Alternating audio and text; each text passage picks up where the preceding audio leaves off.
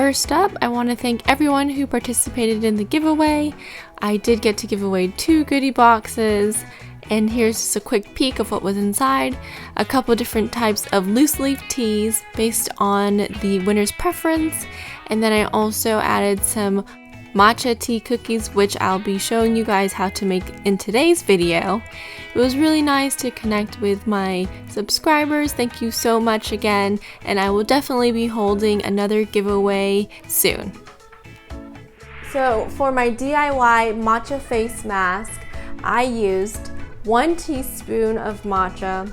I used honey, maybe just 1 little squirt, and then I used a little bit of water to dilute it to get it to the right consistency that I wanted. Matcha face mask is great because just as it has benefits when you ingest it, it has those benefits when you put it on your face. It's packed with antioxidants, it has good anti-inflammatory agents in it. The honey will help with creating an environment of hydration so it won't feel like it's too dry on your face. What I can tell you though is that there are some pros and some cons to a DIY matcha face mask. The first pro is that you get to decide how much of the ingredient you want and you know what's in it.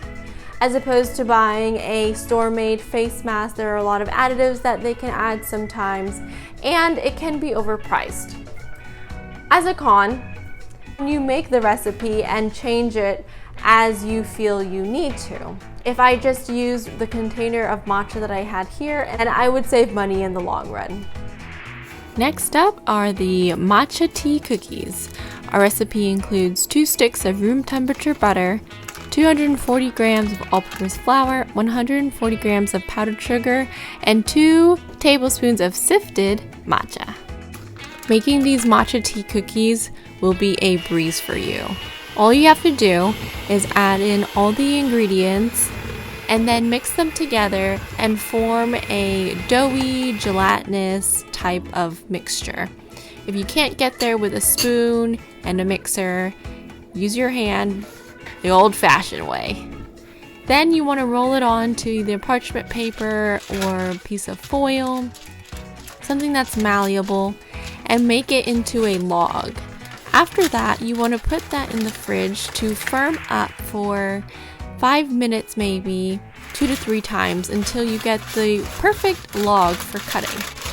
After you have that log, you can slice and dice that just as you would a pre-made cookie dough batter, and then place those spaced out maybe 1 to 2 inches on your parchment paper or foil. Place that in your oven for 13 to 14 minutes at 350 degrees, and voila, the end result. Mwah! Chef's kiss. Matcha is so diverse. You can add it to anything and create something very unique. So have fun and enjoy. See you guys around.